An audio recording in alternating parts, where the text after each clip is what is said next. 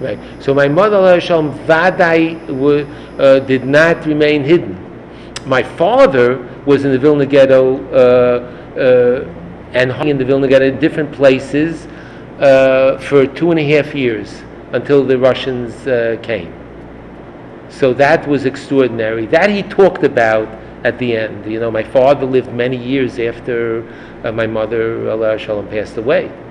My mother, Alei Shalom, passed away 29 years ago, and my father passed away 1.5 years ago. So he was over 100. So you know, he had it easy, you know, because he was only taken to be shot 4 times. And it was a miracle, you know. Anyone who survived, pure miracle. There's nothing to explain it. Nothing to explain it. It's you know. So we just talked. We just had a discussion about Tisha B'Av. This is Tisha B'Av. This is Tisha B'Av. The 2 Batei Mikdash were destroyed. Then one of the things that happened on Tisha B'Av is Beitar. Now, what's the story of Beitar, the city of Beitar in Israel? So I'm going to read for you. We tried to do some OCR, but it was a disaster, you know. It was a disaster. It's actual text is very easy to deal with. But if you have pictures and maps, it never works, unless you guys are good at doing OCR. But we have someone in the office who's fabulous at computers, and he's able to do many things, but this was, and also I asked him to do it in, half an hour. But bottom line is like this: Beitar was 50-something years after the destruction of the Second Temple. The destruction of the Second Temple occurred in 70 CE, the Common Era. 70 CE. We're now in 2014. So this occurred, a little less than 2,000 years ago, the destruction of the Second Temple. The first temple was built and lasted for 410 years. It was built by Solomon, King Solomon. It lasted for 410 years. It was destroyed by Nebuchadnezzar, the Babylonians. The Jews then went into exile to Babylonia, and which was then swallowed up by Persia. And the whole story of Megillas Esther occurred when we were under the Persian Empire, which swallowed up the Babylonian Empire. And then the Jews were given permission to build the temple 70 years after they were exiled. After the destruction of the first temple, they built the second temple. Then the second temple lasted for 420 years. This is a transmission that we have. It lasted for 420 years. Then the Romans destroyed the second temple in 70 CE. Okay? 70 CE. So we're 14, that's 70 CE. Okay, good. Then, in approximately 130 CE, there was draconian edicts against the Jews that they couldn't keep some of the Torah, such as they couldn't learn Torah, they couldn't even say Shema Yisrael. You know, we have Shema Yisrael in the Kedusha. I'm using some Hebrew words. I'm very sensitive about this, but just for to make it a little bit possible to finish all the material, some parts will be in Hebrew, and I won't focus on them because they're asterisk parts of they're considered like an asterisk or a footnote. So we say Shema Yisrael on Shabbos in the Kedusha of Musaf, right? What's Shema Yisrael doing in the Kedusha of Musaf? The answer is, the Gemara tells us, that there were these decrees by the Roman government. They wanted to, the Jews were problematic because the Jews were different. Any tissues or anything any napkins, extra napkins, or it's all, Oh, Yeshikayach. So thank you so much. So here's extra if you need. So the Jews were not allowed to study Torah at various times under Roman occupation. They weren't allowed to have bris milah, and they weren't allowed to say Shema Yisrael for a time. So that's when the rabbis instituted, but they allowed us to pray. It's a very strange thing. They allowed us to pray, but not to say Shema Yisrael. So they put in the verse Shema Yisrael in Musaf of Shabbos prayer, so during the Kedusha, so that the Jews should be Yotzei Shema. Now this seems to be that a proof to Rashi's opinion that Shema Yisrael, you could be Yotzei, you could fulfill the obligation with just saying the first verse. Because what does it help them to say Shema Yisrael? Anyway, as I said, it's an asterisk part of the shiur of the lecture. But now let's get back to the history. The Romans, after the destruction of the temple, they wanted to they were very smart people, the Romans. They were practical people. They wanted to assimilate the Jewish people, because until they were assimilated, they were always a problem. They were their biggest problem when they wanted to take over Jerusalem. So they lost a tremendous amount of soldiers to the Jews. The Jews were incredible fighters. I'm saying this not because I'm so nationalistic. It is a fact of history, and if you read Josephus, you'll see that, and also their own histories. Now, the proof to that is if we go forward from 70 CE to about approximately 130 CE, I'll get you the exact dates in a second. There was during all these terrible edicts against the Jews in Israel, which was under Roman domination completely, so there arose a star, and his name was Ben Kusiba. And Rabbi Akiva, the famous Rabbi Akiva of the Talmud, called him Bar Kochva.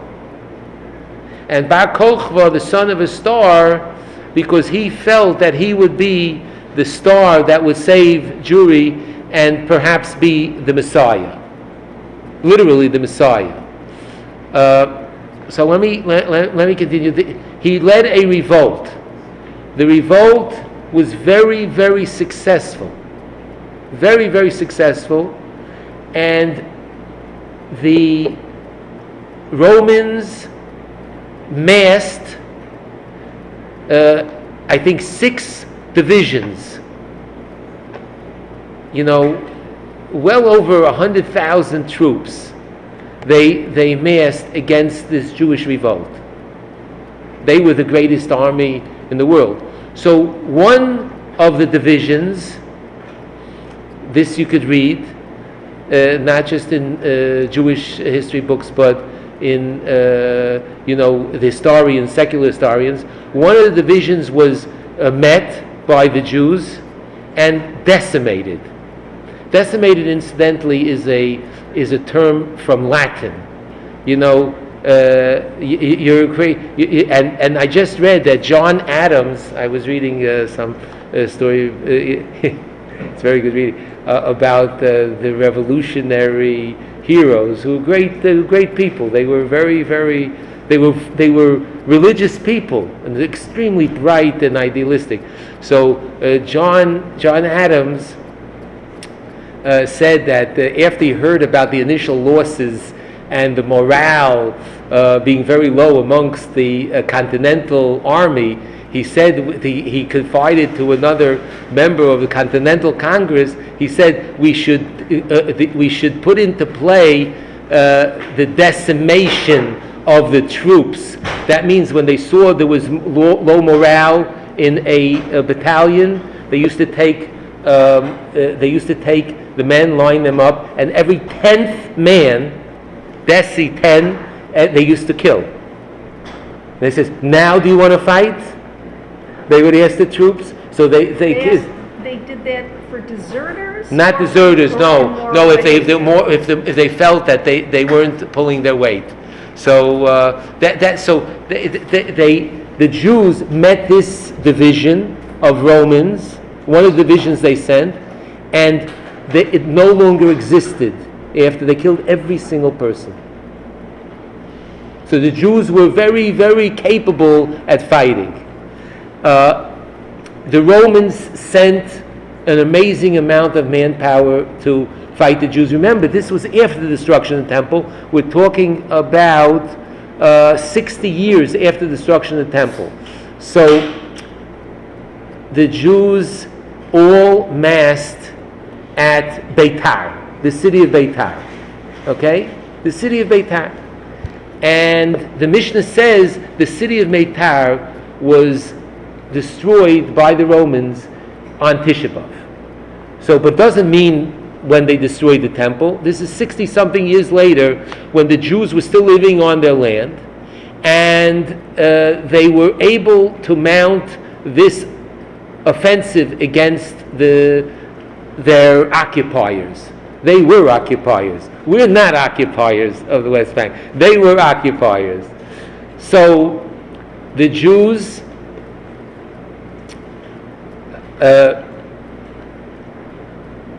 they massed at Beitar, and he had an amazing number of Jewish fighters there. We'll see the numbers from secular sources, not from the Gemara. The Gemara says even more, but from secular sources. So the Jews massed at Beitar with Bar Kochva. Bar Kochva, he was not Mashiach. And he apparently, in a rage, he was upset and he thought that there was collaboration, and he killed his uncle, who was a very, very great Tana, a Talmudic scholar, one of the Talmudic scholars. And after he killed him, so Rabbi Akiva knew that he was not Mashiach, for sure. And even though he had won every battle that he had fought till then, he knew that they were going to lose. So, incidentally, Rabbi Akiva died at the hands of the Romans approximately the same time as Beitar fell. So all the Jews were massed at Beitar, the entire army. The Romans came and they killed at least 500,000 Jews. At least, this is secular stories, at least it was much greater, the loss of life, than at the time of the temple 60 years earlier when the Romans destroyed the temple. So Beitar, which is one of the 5 things listed in the Mishnah that happened on Tisha B'Av, was a much greater loss of life. So, why am I going to talk about Beitar? So Beitar, of course, was part of Tisha B'Av. That's why we fast. But there was a tremendous miracle that happened with all the corpses, the Jewish corpses that were in Beitar. Something very miraculous happened. Literally, a revealed miracle. Anyone familiar with what happened? They're preserved? Excellent. This young fellow is going to Yeshiva University to learn this coming year. It's Eliyahu. So we should, and his grandfather, Mr. Yampel, should have great nachas from him. But not only his grandfather, but all of us should have great nachas from him. Okay, amen, yes. So, yes. It says that they stacked the bodies around the perimeter of the city. As tall as, I guess, a very tall person could reach. Oh, they put They put the bodies one on top of the other on the entire perimeter of the city. Made like a fence with the corpses. The Gemara says that anyone that was farming near there did not have to use any fertilizer for 7 years or something, whatever, because there was so much blood that it fertilized the soil by itself. The bodies, after, it was the hot sun, we're talking about in August. We're talking about August, Tisha B'Av, August. And in Eretz Yisrael, in Israel, it's hotter than in America. The bodies did not rot. Did not rot. But they didn't start to decay. We know that the flight that went down, it was shot down by the Russians in Ukraine. So the body started to rot almost immediately. Of course, that's what happens. It starts to decompose, the bodies. Here, the bodies did not decompose. The Jews begged the Romans, could they please bury the dead? And the Romans did not let. So it was quite a while. I don't want to go into, the Gemara says a very, an exaggeration, but we know that it's an exaggeration, but the bodies did not rot for a long time, not hours, days, but weeks. And then the Romans, when they saw that they weren't rotting, they relented, and they allowed them to bury the dead. So we have two blessings that are biblical. We have many blessings. The siddur is full of blessings. When we eat food, we make a blessing. But there are only two biblical blessings. Does anyone know what those are? So when I say that, if you know, please answer. Otherwise, it's a rhetorical question. So the answer is, number one, we have Birchas HaTorah. When we make a blessing over learning, that we're going to learn Torah, that's a biblical blessing. But there's also another biblical blessing. That's when we eat bread. When we eat bread and we're sated, we make a blessing. That's a biblically ordained blessing. Now, the first we have in Grace After Meals, which is these blessings. So we have 4 blessings. 3 of them are biblical, and then the 4th is rabbinic. You know what the rabbinic blessing is? It's on these dead that didn't decompose and were allowed to be buried. That's Birchas HaTova Meitiv, the 4th blessing. What's Birchas HaTova Meitiv? The blessing of God is good and does good. Why would that be when you eat? Oh, you're supposed to ask them to ask the question, no? So this is, since I'm a little kid, what a place to put this blessing. They said they made this special blessing for what? They made this special blessing for the dead, all the hundreds of thousands, at least 500,000. That's what secular sources, Roman historians say 500,000. The Talmud says more, but let's say 500,000. That's an amazing number when you consider that this is 2,000 years ago. 500,000 Jews killed. So the Talmud says it was well over 1 million. So the rabbis, when they didn't decompose and they were given the permission to bury them, so they made this blessing of the 4th blessing, added on a blessing to the biblical blessing for Grace After Meals. God is good and does good. So I'm wondering, what does it have to do with, it's a beautiful thing, but why put it together with Birchas HaMazon, Grace After Meals? It made no sense. So you'll go to, so first of all, my brother is one of the Rosh Yeshiva at the Yeshiva University, my older brother. So you have to get in touch with him. I'll give you his contact information. So he's a very nice guy. So I can tell you this. So Yitzchak knows, Lenshus knows me already. I'm going to say something very provocative. Ask any of the Rosh Yeshiva who all, went to yeshiva, all went to Rav Soloveitchik. Ask him the answer to this question. No one will know. So you'll know after this class. You'll know, so you'll tell them. Okay? Ask him the question, and you'll tell him the answer. Okay? I'm going to give you the answer. The answer is obvious, but not so obvious. But I'm going to tell you the answer. I have here the 4 blessings of. In this is all from Chabad. You have to give do is good. Chabad is good. Chabad is good. Their website is just incredible. Incredible website.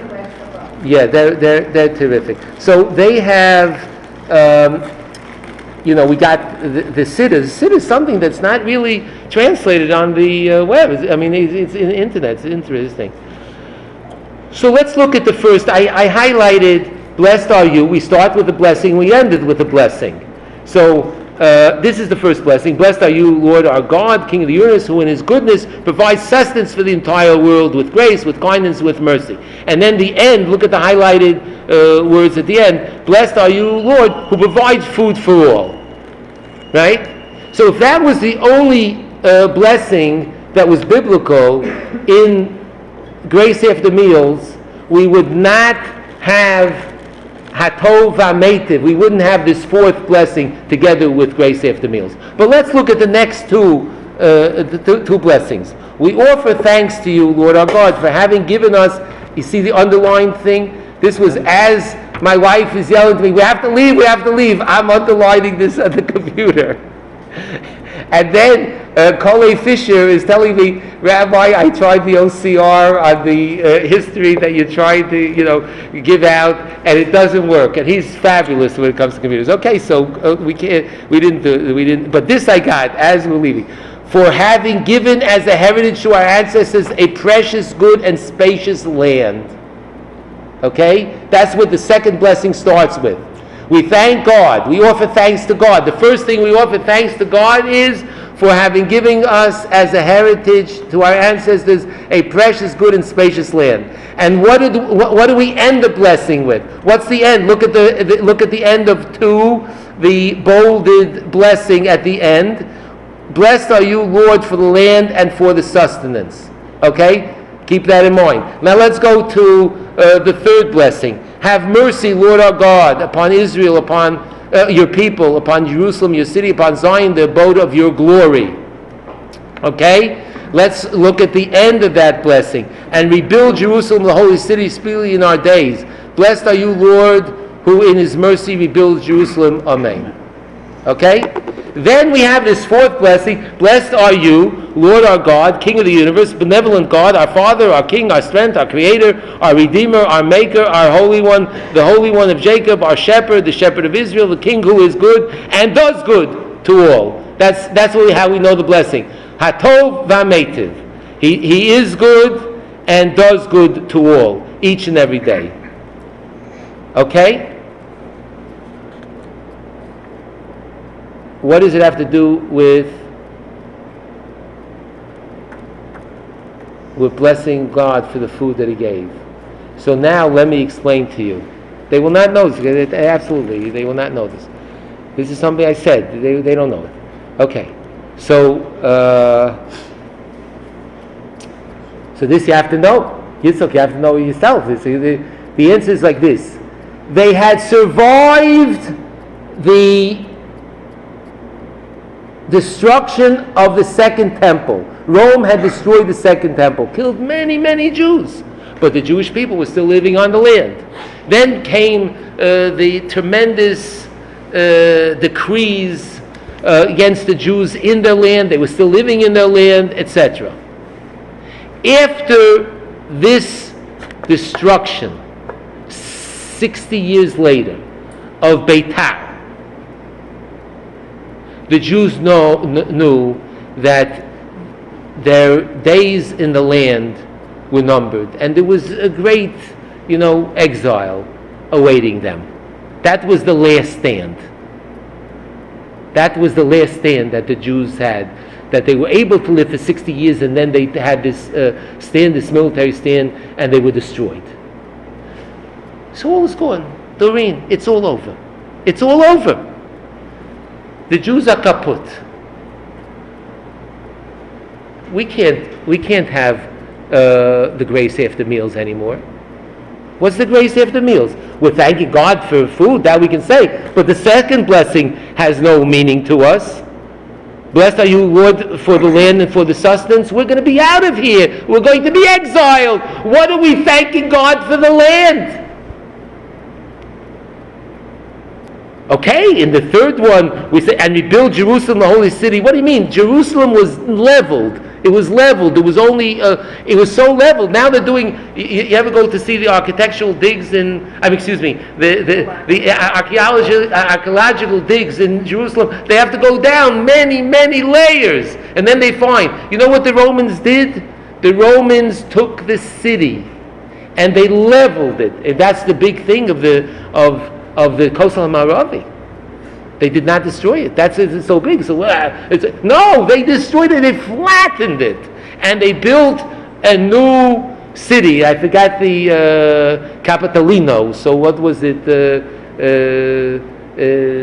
emperor, the Caesar's name at that time.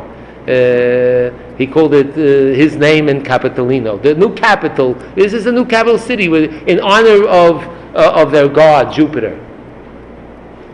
So this is what they built. They destroyed, they leveled it. What do you mean go back to Jerusalem?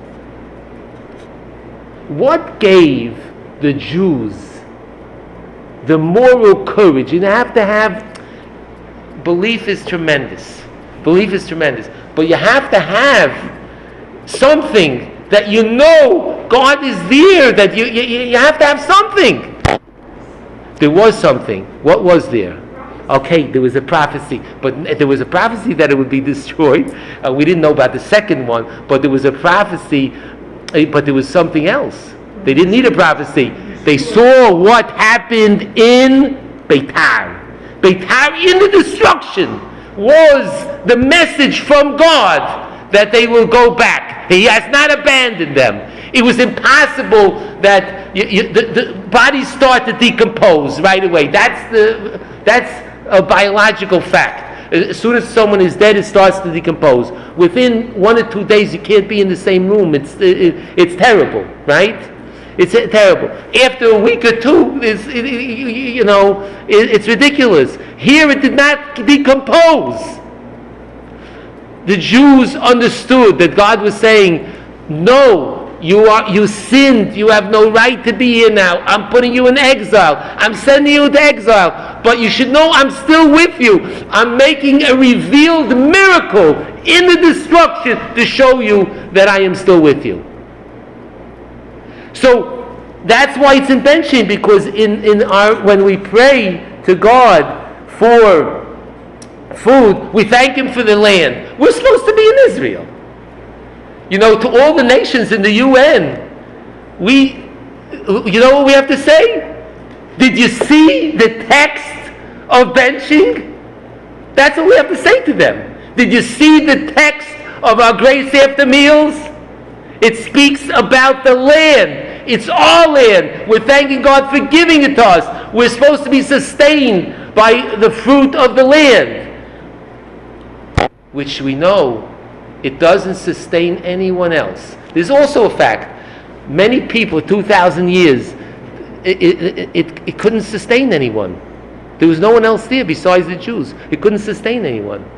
Why couldn't it sustain anyone? It was taught that is a prophecy. It will not sustain anyone besides the Jews. The green line, I said this last time I was here. The green line, why is it called the Jews with the green line? Everything within the green line. You know what the green line is? It's not a line. It's the Jews came in 1880s, they started farming, and everything became green. Okay, there were many carbonis, there were many people that died, malaria, the swamps, they planted the eucalyptus trees that they had to get rid of later on because it took up too much water. So, but in any event, the land only responds to the Jews. Because God gave us the land for having given as a heritage to our ancestors a precious, good, and spacious land. But after Beitar, they said, we can't say this. How can we say this? We don't have the land. The land was taken from us. Kodesh Baruch Hu says, what are you talking about? The land was taken from us. Do you see the miracle I did? Don't ask questions why you had to lose. That's my accounting. You know why also. You don't know precisely, but you know you weren't who you were supposed to be.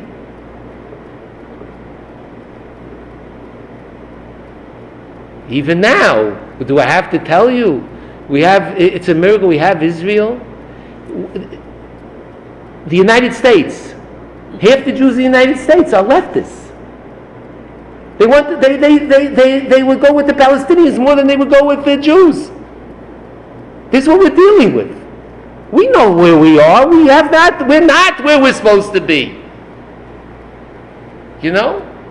I was reading yesterday an ethical will of the son of the Arugas Habosam, Grunwald, Yekusiel Yehuda Grunwald. He had an ethical will. It was translated into English. My wife bought it. So I read it. It was a tremendous thing for reading on Tisha B'Av. It was unbelievable. You know? He says because of our many sins. And he talks about his sins. What were his sins? The man was a saint. What was his sin? But everyone knows they could be better. They could be better.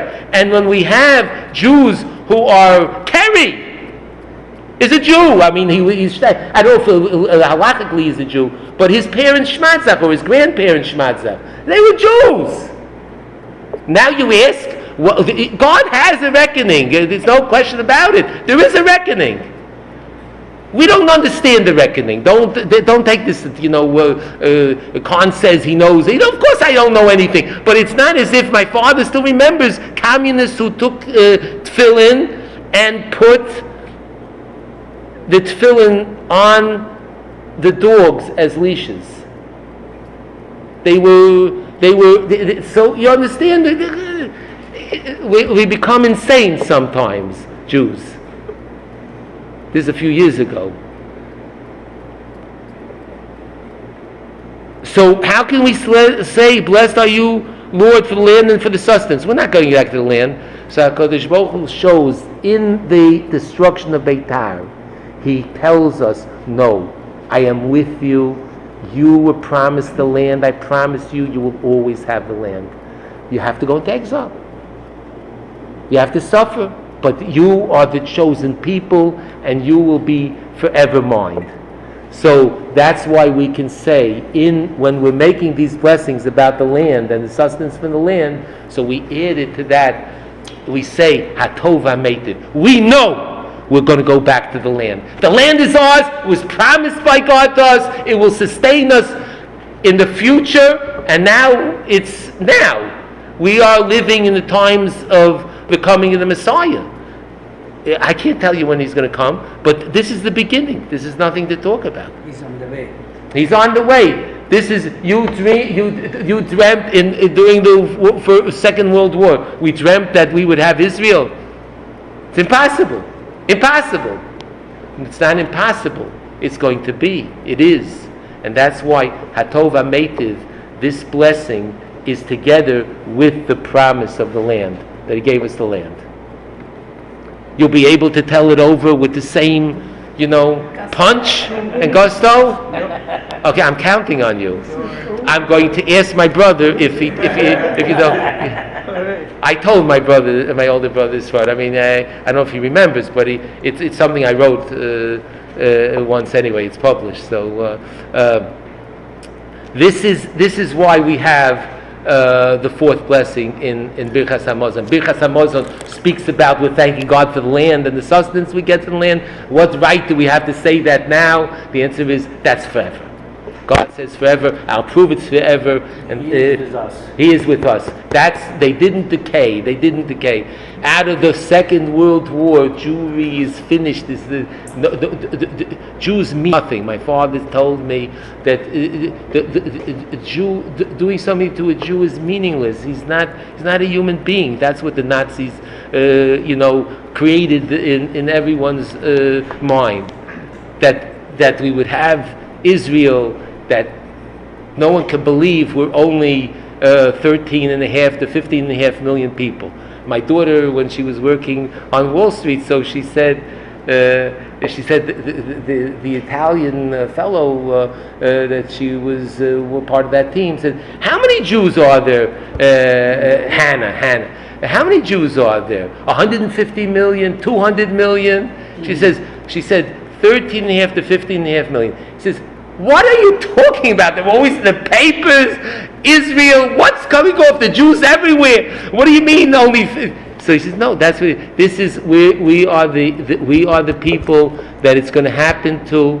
It's happening, and we have to bless God that He made it happen for us." Oh, now, what else can we get to? Let me just mention a few things. How do we go, and this is of course the outgrowth of what I just said as well. How do we go out of Tisha B'Av? So it's an amazing thing. Tisha B'Av, there's a way of getting into Tisha B'Av, but what do we do out of Tisha B'Av? What do I mean to say? Tisha B'Av, we start 3 weeks before. 3 weeks before Tisha B'Av, we have a fast, which has to do also with the destruction of the temple. That's when the breaching of the walls of Jerusalem. Okay, so we have a fast. These 3 weeks are called Bein HaMetzarim, between the straits, and once we start, our custom, not the Sephardic custom, but our Ashkenazi custom is that we start the Avelus, we start a mourning period of which is corresponds to the 12-month mourning period for a parent. What is that? Very simply, when you're not supposed to shave. I'll give you an example. When you're in Avelus, when you're observing mourning for a parent. So for the 12 months, you don't shave, except of course if it's for work, or when people that's the head for work. If people tell you you'll have to take a haircut or shave, when people tell you look terrible. So that happens according to halacha in 2-3 months. Every 2-3 months that happens, But we know in America that if you don't shave for 2-3 days, your boss is going to say, we have a certain level of decorum and hygiene and appropriate appearance that has to be maintained. Although now it's a terrific thing because they have now the styles, the fashions have changed. So a 2-3 day, 4 day, 1 week growth is okay. I don't know what it is this week, and understand that the fashions change very regularly in America. So that's why But I could get away a longer time. But I didn't take. I don't feel comfortable. I should cut my mustache for sure. But anyway, I wanted to wait for Chatzos midday. So the bottom line is that we go in reverse order. This I heard from my Rebbe, Rav Soloveitchik. It's so true. Some things he said are so true. This is it. There's no one that can say different. We do 12 months. We start off with 12 months, the mourning period of 12 months, which corresponds. And you're not allowed to have weddings, right? That's the 3 weeks. Then we go to Rosh Chodesh. Rosh Chodesh is what? Rosh Chodesh Av. Then Rosh Chodesh Av, we don't bathe, and we don't wash clothes till Tisha B'Av. So what does that correspond to? The mourning period of 30 days. When you lose a relative, one of the 7 relatives, so there's a mourning period of 30 days for everyone, and for parents from 30 days on till the end of 12 months. So for the first 30 days, for all relatives, so you can't bathe, you can't. Of course, when you need to bathe, you bathe. And you can't wash clothing. That's what we do. That's what it says in Shulchan Aruch. You can't do. So it's the 30 days, and then we come to Tisha B'Av. Tisha B'Av is what? You don't wear shoes. That's Shiva. So it goes in reverse order. You hear this? It goes in reverse order. This you didn't hear in Cheder. This you didn't hear because this is my Rebbe said it. It's so when it's, some things he said you can know you can't. It's like a stone wall. There's nothing to say. You can't get it past. That's it. So on the basis of this, many halachas become clear. But what do you do afterwards? So it goes in reverse order. So we had Tisha B'Av, so where do we go from here? Nothing? No. It's a tremendous thing. The Talmud tells us that every generation that the temple was not rebuilt, it's as if it was destroyed by that generation. So on Tisha B'Av itself, I will finish in hopefully 90 seconds. On Tisha B'Av itself, we have an amazing thing. It's called Moed. It's called a festival. How is it called a festival? We mourn. We don't wear shoes. We sit on the floor. But at midday, we get up from the floor. Because Mashiach was born. But that in Shulchan Aruch, the Gra, the Vilna Gaon excites that it's called Moed because on this day, God let out His fury on the stones of the Beis HaMikdash, on the stones, not on the Jews. The Jews were not destroyed. He let out His fury on... No, not the nation. Not the nation. There were many Jews killed, but not the nation. The nation still lives. So that is a tremendous consolation also. The Jews of Beitar, the same thing, were killed. But there's a consolation. We know that God is with us. This is hope. This is after Tisha B'Av, this is the time that we have to go shed our mourning and start to rebuild. What do we rebuild? We're rebuilding the Beis HaMikdash. We have to do that which we rebuild the Beis HaMikdash. When you have a grandson that's going to Yeshiva University, that's rebuilding the Beis HaMikdash. I don't want to put too heavy a burden on you. Of course I do. Anyone knows, you're rebuilding. Your grandfather is rebuilding the Beis HaMikdash by you rebuilding the Beis HaMikdash, going to Yeshiva University next year and learning Torah. So we could all do that. We all have to up our level, and not only our level, but also inspire others to up their level. That's how to go out of Tisha B'Av. And the land is ours, and you better let other Jews know it as well. Okay?